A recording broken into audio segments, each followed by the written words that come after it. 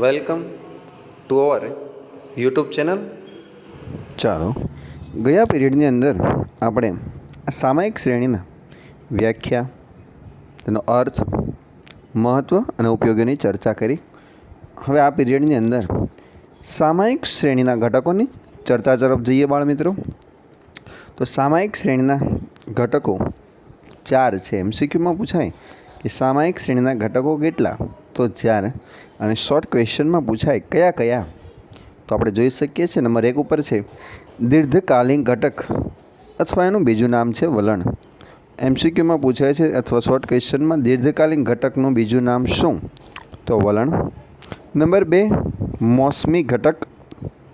Number 3 ચક્રીય ઘટક. અને નંબર 4 યાદચ્છિક અથવા અનિયમિત ઘટક. યાદચ્છિક ઘટકનું બીજું નામ શું છે? અનિયમિત ઘટક. આ 4 ઘટકો છે. હવે આપણે આ 4 ઘટકોની ટૂંકનોંધ તરફ જશું. 4 ઘટક અલગ અલગ રીતે પૂછાય છે ટૂંકનોંધમાં, તો ટૂંકનોંધ સ્વરૂપે જોઈએ 4 ઘટકને. તો આગળ જોઈએ.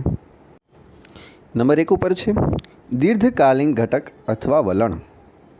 મુદ્દા નંબર 1 જોઈએ. લાંબા સમયના અંતરે સામાયિક શ્રેણીમાં જોવા મળતા સ્થાયી અસર દર્શાવતા માપને દીર્ઘકાલીન ઘટક કે વલણ કહે છે. લાંબા સમયના અંતરે, આ ખાસ અંડરલાઈન રાખવાનું કે જે સમયગાળો છે એ લાંબો છે, અને શ્રેણી એટલે કે તમે જે સમયગાળા ઉપરથી જે શ્રેણી લીધી છે એ લાંબા સમયની શ્રેણી હોય, ટૂંકો સમય હોવો જોઈએ નહીં. અને સ્થાયી એટલે કે જ્યાં છે એ જગ્યાની જ અસર દર્શાવતું હોય તો તેને દીર્ઘકાલીન ઘટક કે વલણ કહે છે. વલણ વધતું કે ઘટતું અથવા સ્થિર પણ હોઈ શકે. વલણ એટલે કે એક રેખા, આપણે કહીએ કે રેખા વધતી પણ હોઈ શકે, ઘટતી પણ હોઈ શકે, અથવા વધઘટ પણ થાય અથવા સ્થિર પણ હોય, એવું કહેવામાં આવે છે આ ઘટકમાં. તે સામાયિક શ્રેણીની ચલરાશિમાં રહેલા ચલનની દિશા અને તેના ગાણિતિક સ્વરૂપનું નિરૂપણ કરે છે. આ વલણ છે તો એ સૂત્ર આપણે જોઈએ. ધારો કે આગળ આપણે જોયું હતું ચેપ્ટર નંબર 1ની અંદર કે સંપૂર્ણ ધન, સંપૂર્ણ ઋણ, આંશિક ધન, આંશિક ઋણ, આ તમામ આકૃતિઓ જોઈએ એમાં આપણે વલણ જોતા કે ઉપરથી નીચે આવી વલણ. એ જ રીતે અહીંયા પણ તમામ બિંદુઓની આલેખ ઉપરથી એનો વલણ મેળવવામાં આવે છે, અને એ જ રીતે એની ગાણિતિક સ્વરૂપે પણ લઈ જઈ એના પરથી આપણે થોડો ઘણો ખ્યાલ મેળવી શકાય છે. ત્યાર પછી મહત્ત્વનો મુદ્દો, સામાયિક શ્રેણીનો આ મુખ્ય ઘટક છે. શોર્ટ ક્વેશ્ચન અને એમસીક્યુમાં પૂછાય કે સામાયિક શ્રેણીનો મુખ્ય ઘટક કયો, તો સામાયિક શ્રેણીનો મુખ્ય ઘટક તમને એમસીક્યુમાં દીર્ઘકાલીન ઘટક લખેલો હોય અથવા તમને વલણ તરીકે દર્શાવેલો હોય છે, જેને સંકેતમાં ટીટી વડે દર્શાવવામાં આવે છે. ટીટી એટલે ટ્રેડ, વલણ એટલે કે ટ્રેડ, અને ટી એટલે ટાઈમ. ટ્રેડ જે આપણે અમુક સમયે કહેતા હોય કે આજે આ ફેશનની ટ્રેડ આવ્યો છે, ટ્રેડ એટલે વલણ, એની તરફ લોકો જતા હોય છે એટલે વલણ કહેવાય છે. દાખલા તરીકે આંતરરાષ્ટ્રીય બજારમાં રૂપિયાનું ઘટતું મૂલ્ય. આંતરરાષ્ટ્રીય લાંબા સમયથી તમે જુઓ તો રૂપિયો પહેલાં વધતો તો ઘટતો હોય એવું જોવા મળે, અથવા સ્થિર જોવા મળશે. હાલમાં જોઈએ છીએ આપણે કે રૂપિયાનું મૂલ્ય ઘટતું જાય, સામે ડોલરનું મૂલ્ય વધતું જાય છે.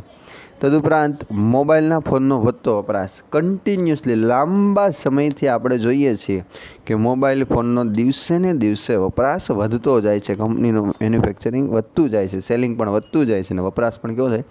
વધતો જાય છે. દેશની વસ્તીનો વધારો, કન્ટિન્યુઅસલી વસ્તીમાં શું થાય? વધારો થાય. લાંબા સમયથી વધારો જોવા મળે છે, સ્થિર છે, વધારો થાય તેમ. અને મૃત્યુદરમાં ઘટાડો, પહેલાંના સરખામણીમાં હવે મૃત્યુદરનું પ્રમાણ ઘટતું જાય છે, કે પહેલાંના લોકો બીમારના કારણે મરતા, હવે બીમારીના કારણે મરતા નથી, એની સરખામણીમાં આ પ્રમાણ ઘટતું જાય છે. ટૂંકનોંધ પૂછાય તમને કે દીર્ઘકાલીન ઘટક અથવા વલણ સમજાવો તો તમારે આટલા મુદ્દા લખવાના રહે છે. પહેલાં એની વ્યાખ્યા, લાંબા સમયના અંતરે સામાયિક શ્રેણીમાં જોવા મળતા સ્થાયી અસર દર્શાવતા માપને વલણ અથવા દીર્ઘકાલીન ઘટક કહે છે. વલણ વધતું કે ઘટતું અથવા સ્થિર પણ હોઈ શકે છે. તે સામાયિક શ્રેણીમાં ચલરાશિમાં રહેલી ચલનની દિશા નિરૂપણ કરે છે. સામાયિક શ્રેણીનો આ મુખ્ય ઘટક છે. એમસીક્યુમાં પૂછાય શોર્ટ ક્વેશ્ચનમાં મુખ્ય ઘટક કયો, તો દીર્ઘકાલીન વલણ અથવા ઘટક છે, જેને સંકેતમાં ટીટી વડે દર્શાવાય છે. અને ઉદાહરણ તરીકે જો આપણે જોયું તો રૂપિયાનું ઘટતું મૂલ્ય, મોબાઈલનો વધતો વપરાશ, વસ્તી વધારો વગેરે. આ રીતે જ્યારે ટૂંકનોંધમાં પૂછાય અને તેમાં મુદ્દા લખવાના. હવે મુદ્દા નંબર 2 તરફ જઈએ. મુદ્દા નંબર 2, મોસમી ઘટક. ખૂબ જ મહત્ત્વની ટૂંકનોંધ છે, ધ્યાન આપીએ. મુદ્દા નંબર 1, વર્ષના નિર્ધારિત સમયના ગાળામાં એટલે કે શિયાળો, ઉનાળો, ચોમાસું જેવી મોસમમાં સામયિક શ્રેણીની ચલરાશિમાં થતી સૂચક વધઘટને મોસમી ઘટક કહે છે. આપણે આગળ જોયું હતું કે લાંબા ગાળાનો સમયગાળો હતો જ્યારે મોસમીમાં છે ચોક્કસ છે મોસમ, તો શિયાળાની મોસમ, ઉનાળાની મોસમ અને ચોમાસાની. આ જેટલા સમયગાળા દરમિયાન છે ને એમાં જે વધઘટ જોવા મળશે એ વધઘટ એટલે મોસમી વધઘટ. તો ઉદાહરણ સમજીએ તો વધારે તમને ડીપમાં સમજાશે. શિયાળામાં ગરમ કપડાની માંગમાં થતો વધારો. ચોક્કસ શિયાળો આવશે એટલે લોકો સ્વેટર ખરીદવા જશે એટલે એની ગરમ કપડાની માંગ વધશે. આ 2 અથવા 3 મહિના ગરમ કપડાની માંગમાં વધારો રહે. ઉનાળાનો સમય આવશે એટલે ઠંડા પીણા આઈસ્ક્રીમના વેચાણમાં વધારો થાય અને ચોમાસાના સમયમાં છત્રી અને રેનકોટમાં વધારો થાય. આ વસ્તુ ફિક્સ છે. આપણે ક્યારે એવું નથી જોતા કે ચોમાસાની ઋતુમાં આપણે સ્વેટર લેવા જઈએ, શિયાળાની ઋતુમાં આપણે રેનકોટ લેવા જઈએ, એવું ક્યારેય જોયું નથી. આ જે સમયગાળો છે એ સમયગાળામાં જ એની માંગ વધે. જ્યારે ધાર્મિક તહેવારો આવે, નવરાત્રિ આવશે એટલે આપણે નવા કપડાં, પગરખા, ઘરેણાં આ તમામ વસ્તુ લેવા તરફ વધારે જોઈએ. લગ્ન પ્રસંગ આવતો હોય ત્યારે પણ આ સમય, એટલે કે ચોક્કસ સમયગાળા દરમિયાન, વર્ષના નિર્ધારિત સમયગાળા દરમિયાન જે વધઘટ જોવા મળશે એ વધઘટને મોસમી વધઘટ કહેવાશે. ત્યાર પછીનો ત્રીજો મુદ્દો શોર્ટ ક્વેશ્ચન અને MCQ માટે મહત્ત્વનો છે. આ વધઘટનો પુનરાવર્તન ગાળો એટલે કે ફરીવાર પાછી ક્યારે આવે તો 1 વર્ષથી ઓછો હોય છે. આગળની હતી એ લાંબા સમયની હતી. આનો સમયગાળો કેવો હોય છે? 1 વર્ષથી ઓછો. શોર્ટ ક્વેશ્ચન અને MCQમાં પૂછાય છે કે મોસમી ઘટકનો સમયગાળો કેટલો હોય છે? તો મોસમી ઘટકનો સમયગાળો 1 વર્ષથી ઓછો હોય છે. મોસમી ઘટકનો સમયગાળો 1 વર્ષથી ઓછો. MCQ માટે ખાસ મહત્ત્વનું રહે છે. આ ઘટક 2 પરિબળો પર આધાર રાખે છે.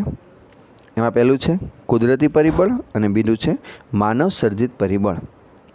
આ ઘટક 2 પરિબળ પર આધાર રાખે છે, કુદરતી અને માનવ સર્જિત. તો એમાં પહેલું જોઈએ કુદરતી પરિબળ. કુદરતી પરિબળ એટલે કેવું કે સામયિક શ્રેણીની કિંમતોમાં ઋતુ અથવા હવામાનના ફેરફારને સંલગ્ન વધઘટ થાય તો આ વધઘટે કુદરતી વધઘટ કહેવાય. ધારો કે શિયાળામાં આપણે જોઈએ છીએ જે ગરમ કપડાની માંગ, ઉનાળો આવશે તો આઈસ્ક્રીમ અને ચોમાસું આવશે રેનકોટ. શિયાળો, ઉનાળો, ચોમાસું એ પ્રક્રિયા કુદરતી પ્રક્રિયા છે, એમાં આપણે કોઈ જાતનો ફેરફાર કરી શકતા નથી અને એના કારણે ઓટોમેટિકલી એમાં વધારો ઘટાડો જોવા મળે છે. ત્યાર પછી નંબર 2 તરફ જઈએ, જે માનવ સર્જિત છે એમાં તરફ જઈએ. નંબર 2, માનવ સર્જિત પરિબળોની અસર. 1 વર્ષથી ઓછા સમયગાળામાં થતી લગભગ નિયમિત વધારો. તહેવારો, સમાજના રીત રિવાજ. આ રીત રિવાજ છે, તહેવાર છે, સમાજના રીત રિવાજ તમે વિચારો એટલો તમે ખર્ચ વધઘટ કરી શકો એમાં. તો રીત રિવાજ, લોકોની આદત, ફેશન છે એમાં કોઈનું ચાલતું નથી. ફેશન આવશે એટલે અમુક સમયમાં ફેશન આવતી હોય છે. નવરાત્રિનો સમયગાળો હશે ત્યારે ચણિયાચોળીની એની ડિમાન્ડ હોય છે, બાકીના સમયમાં ચણિયાચોળીની ડિમાન્ડ જોવા મળતી નથી. તો આ એની ફેશન છે વગેરેના કારણે આવતી હોય છે. આ પ્રકારની વધઘટનો આવર્તન ગાળો લગભગ નિશ્ચિત હોવાથી તેને નિયમિત વધઘટ કહે છે. અને આ કોના ઉપર હોય છે? માનવ સર્જિત ઉપર હોય છે. માનવી જ્યારે વિચારશે ત્યારે એની ફેશન આવતી હોય છે, ત્યારે એની વધઘટ થાય છે. જ્યારે ઉપર હતી કુદરતી હતી. ત્યાર પછી મોસમી વધઘટ જ્યાં છે એનો સંકેત ST. S એટલે સિઝન, T એટલે ટાઈમ, ST વડે દર્શાવવામાં આવે છે. જે આગળનો તો TT, આ તો ST. તો આમાં આપણે જોયું મોસમી છે એ મોસમ પર આધાર રાખતી છે, જેને સંકેતમાં ST વડે દર્શાવાય છે અને એનો સમયગાળો 1 વર્ષથી ઓછો. 3 મુદ્દા યાદ રાખવાની. એની વ્યાખ્યા, એનો સમયગાળો 1 વર્ષથી ઓછો અને જેને સંકેતમાં ST વડે દર્શાવવામાં આવે છે. ત્યાર પછીનો આગળના મુદ્દા જોઈએ. મુદ્દા નંબર આ 2 આપણે ટૂંકનોંધ પૂર્ણ કરીએ છીએ. તો નંબર 3 જોઈએ, ચક્રીય ઘટક. ચક્રની જેમ ફરતો જે ઘટક છે એને કહેવાય ચક્રીય ઘટક. જોઈએ એમાં તેજી, મંદી. પહેલાં તેજી આવતી હોય છે, પછી મંદી આવે, પાછી તેજી આવે, પાછી મંદી આવે. એ રીતનું ચક્ર ચાલ્યા કરે. તો તેજી મંદી, વ્યાપારી ચક્રો, ધંધાકીય ચક્રોના કારણે સામાજિક શ્રેણી ચલ રાશિ YTમાં થતી વધઘટને ચક્રીય ઘટક કહેવામાં આવે છે. આ ઘટકનો સમયગાળો 2 થી 10 વર્ષનો હોય છે. 2 વર્ષમાં તમને તેજી મંદી જોવા મળતી હોય છે અને વિશિષ્ટ સંજોગોમાં તે 10 થી 15નો હોય છે. MCQ માટે અને શોર્ટ ક્વેશ્ચન માટે આ મુદ્દો મહત્વનો. 3 સમયગાળા થયા. પહેલો હતો આપણો, એની અંદર લાંબો સમયગાળો હતો. બીજો ઘટક મોસમી હતો, એનો સમયગાળો 1 વર્ષથી ઓછો હતો. જ્યારે ચક્રીય ઘટકનો સમયગાળો 2 થી 10 વર્ષનો છે અને સામાન્ય સંજોગોમાં, વિશિષ્ટ સંજોગોમાં જોવા જઈએ તો એ 10 થી 15 વર્ષનો થાય છે. સામયિક શ્રેણીની ચલ રાશિ YTમાંથી વલણ, મોસમી ઘટક અને અનિયમિત ઘટકોને દૂર કરવાથી ચક્રીય ઘટક મળે છે. એટલે કે CT એટલે કે ચક્રીય ઘટક, જેનો સંકેત છે CT. જો નીચે મુદ્દો છે કે આનો ઘટક CT. પહેલો હતો એ TT, પછી આવ્યો ST સિઝન, CT એટલે સાયકલ, ચક્ર એટલે સાયકલ અને ટ્રેડ એટલે સાયકલ ટાઈમ એટલે કે ઘટક વડે દર્શાવાય, CT વડે દર્શાવવામાં આવે છે. તો આ જે સૂત્ર છે એ આપણે સૂત્રની અંદર વધારે હું સમજાવીશ, ત્યારે એને ડીપમાં જોશું. તો આમાં આપણે જોયું તેજી મંદીના કારણે સમયગાળો 2 થી 10, વિશિષ્ટ સંજોગોમાં 10 થી 15 અને આપણે જેને સંકેતમાં CT વડે દર્શાવીએ છીએ. આમાં ખાસ મહત્ત્વનો જે મુદ્દો છે એ સમયગાળો વારંવાર પૂછાય છે MCQમાં. આગળ જોઈએ હવે.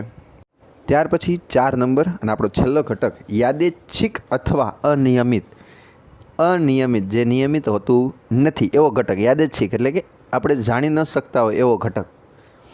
તો જોઈએ એમાં રાજકીય, કુદરતી કે આકસ્મિક કારણને લીધે સામયિક શ્રેણી ચલ રાશિ YTમાં થતી વધઘટને યાદચ્છિક કે અનિયમિત ઘટક કહેવાય છે, કે જે આપણે ચોક્કસ ન કહી શકીએ. ધારો કે રાજકીય, કુદરતી અને આકસ્મિક એવો કોઈ સંજોગ આવે કે જેના કારણે વધઘટ જોવા મળતી હોય. ફોર એક્ઝામ્પલ, ચૂંટણી સમય દરમિયાન અમુક વસ્તુના ભાવમાં ઘટાડો પણ થાય, અમુક વસ્તુના ભાવમાં વધારો પણ થાય. અથવા જ્યારે કોઈ આફત આવવાની હોય કુદરતી, તો એ સમય દરમિયાન ખબર પડે કે આફત આવવાની છે, તો એ દરમિયાન વસ્તુની માંગ વધશે તો એની કિંમતમાં વધારો થઈ જાય. એટલે આ રીતે જે ઘટના આપણે જોઈ નથી શકતા અને અચાનક જ આવી જાય અને એના કારણે જે વધઘટ થાય તો એને અનિયમિત કહેવાય છે. અને આનો સમયગાળો ટૂંકો સમયગાળો હોય છે. હવે 4 સમયગાળો થયો. પહેલો જે આપણો હતો વલણ, વરસાદ દીર્ઘકાલિક ઘટક, એનો સમયગાળો લાંબો હતો. બીજો જે આપણો મોસમી ઘટક હતો એનો સમયગાળો 1 વર્ષથી ઓછો હતો. ત્રીજો ઘટક ચક્રીય ઘટક હતો આપણો વિદ્યાર્થીઓ, એનો સમયગાળો 2 થી 10 વર્ષ અને વિશિષ્ટ સંજોગોમાં 10 થી 15. અને જ્યારે યાદચ્છિક અથવા અનિયમિત ઘટક એનો સમયગાળો ટૂંકો સમયગાળો. પહેલો લાંબો, છેલ્લો ટૂંકો, વચ્ચેનો 1 વર્ષથી ઓછો હતો 1 અને 2 થી 10 વર્ષ સુધીનો. ચારેયનો સમયગાળો યાદ રાખવાનો હોય છે. શોર્ટ ક્વેશ્ચન અને MCQ માટે ખૂબ જ મહત્ત્વના સમયગાળા છે અને ચારેયના સંકેત પણ ખૂબ જ મહત્ત્વના છે. નવી તાંત્રિક શોધની કારણે યાદચ્છિક ઘટક જોવા મળે છે. ધારો કે તમે કોઈ વસ્તુનું ઉત્પાદન કરો છો ત્યારે તમારી પાસે એક મશીનરી હશે, પણ એ જ મશીનરીમાં અન્ય કોઈ વ્યક્તિ નવી ટેકનોલોજી લાવશે તો તમારી ટેકનોલોજી કરતાં એની ટેકનોલોજી વધશે, તો એના કારણે વધઘટ જોવા મળશે. આપણે જોઈ શકીએ છીએ કે પહેલાંના સમયમાં મોબાઈલ વપરાશ અને આજનો મોબાઈલ વપરાશ તો આપણે જોઈએ છીએ. પણ એનું કારણ શું થયું કે આજે જીઓએ જે નવી ટેકનોલોજી આપી લોકોને, એના કારણે આ વપરાશ વધ્યો. આ નવી ટેકનોલોજી જે આપણે ત્યારે જાણી નહોતી, અનિયમિત કે વિચારી નહોતી, આવી ગઈ અને એના કારણે આજે વધઘટ જોવા મળે છે. યાદચ્છિક ઘટકને નિયંત્રિત કરી શકાતી નથી, તેમજ આ ઘટકનું અગાઉથી અનુમાન પણ ન કરી શકાય. જો આ માનવ સર્જિત છે એટલે આપણે વિચારી શકીએ, પણ કુદરતી ઘટના જે છે ને એના કારણે જે અનિયમિત ઘટક જોવા મળશે તો એને આપણે અગાઉથી વિચારી પણ નથી શકતા અને એને રોકી પણ શકતા નથી. સામયિક શ્રેણી ચલ રાશિ YTના માંથી વલણ, મોસમી ઘટક અને ચક્રીય ઘટકના દૂર કરવામાં અને પછી જો વધશે તો એ વધશે એ કયો? યાદચ્છિક ઘટક. કે RT બરાબર YT minus TT plus ST plus CT. આ સૂત્રને આપણે જ્યારે સૂત્ર સમજશું ત્યારે ચર્ચા કરીશું. અને આ ઘટકને આપણે RT વડે દર્શાવવામાં આવે છે, રેન્ડમ. RT એટલે કે રેન્ડમ. 4 ઘટક આપણે પૂર્ણ કર્યા. 4 ઘટકના સંકેત. પહેલો હતો આપણો દીર્ઘકાલીન અથવા વલણ, એનો TT. બીજો આપણો મોસમી એનો ST, ત્રીજો આપણો ચક્રીય એટલે CT નાનો RT. ચારેયના સંકેત યાદ રાખવાના અને ચારેયના સમયગાળા ખાસ યાદ રાખવાના રહેશે. ત્યાર પછી આપણે આ ચારેય ટૂંક નોંધ પરીક્ષામાં પૂછાય એવી છે, તો એને સંપૂર્ણ રીતે યોગ્ય રીતે વાંચન કરી તૈયાર કરી લેવી. હવે આપણે આગળના પ્રશ્ન તરફ જઈએ. સામયિક શ્રેણીનું વલણ માપવાની રીતો. અત્યાર સુધી આપણે જોયું આ 4 ઘટક હતા, ત્યાર પછી આ સામયિક શ્રેણી. તો સામયિક શ્રેણી ગણવાની રીત તો હોવી જોઈએ ને. તો હવે ટોપિક આવ્યો આપણો સામયિક શ્રેણીનું વલણ માપવાની રીતો કેટલી. તો જવાબ આવશે 3. યાદ રાખજો, ઘટક 4 છે અને માપવાની રીત 3 છે. વિદ્યાર્થીઓના MCQમાં પૂછાય ને ઉતાવળમાં અડાવડું થઈ જાય. ઘટક પૂછાય તો 4 જે આપણે આગળ જોયા, અને રીત પૂછાય માપવાની તો 3. એ 3 રીતમાં કઈ કઈ? તો પહેલી આલેખની રીત, બીજી ન્યૂનતમ વર્ગોની રીત અને ત્રીજી ચલિત સરેરાશની રીત. આ ત્રણેય રીતના દાખલા આપણે ગણવાના હોય છે અને એના દાખલા ગણશું તો એના લાભ ગેરલાભની પણ આપણે ચર્ચા કરવાની હોય છે. તો આપણે હવે પછીના પીરિયડની અંદર ક્રમશઃ એક પછી એક પદ્ધતિના દાખલા અને એના લાભ ગેરલાભની ચર્ચા કરશું. જે આપણે 3 પદ્ધતિ છે, ખાસ યાદ રાખવાનું. શોર્ટ ક્વેશ્ચનમાં પૂછાય કે પદ્ધતિ કેટલી, તો 3. કઈ કઈ? તો આલેખની રીત, ન્યૂનતમ વર્ગોની રીત અને ચલિત સરેરાશની રીત. આ રીતે પૂછાય છે. હવે પછીના પીરિયડની અંદર આપણે પહેલી રીત આલેખની રીત સમજશું, એ પૂર્ણ થશે. ત્યાર પછી નેક્સ્ટ ન્યૂનતમ વર્ગોની અને એક નેક્સ્ટ ચલિત, ક્રમશઃ એક પછી એકની વિગતની ચર્ચા કરીશું. અહીંયા આપણી આ ચેપ્ટરની આગળની સંપૂર્ણ થિયરી જે પૂર્ણ થઈ એનું યોગ્ય વાંચન કરવું, આજના પીરિયડની પણ થિયરીનું સંપૂર્ણ વાંચન કરી લેવું. ત્યાર પછી આપણે આગળના પીરિયડમાં દાખલા તરફ જશું.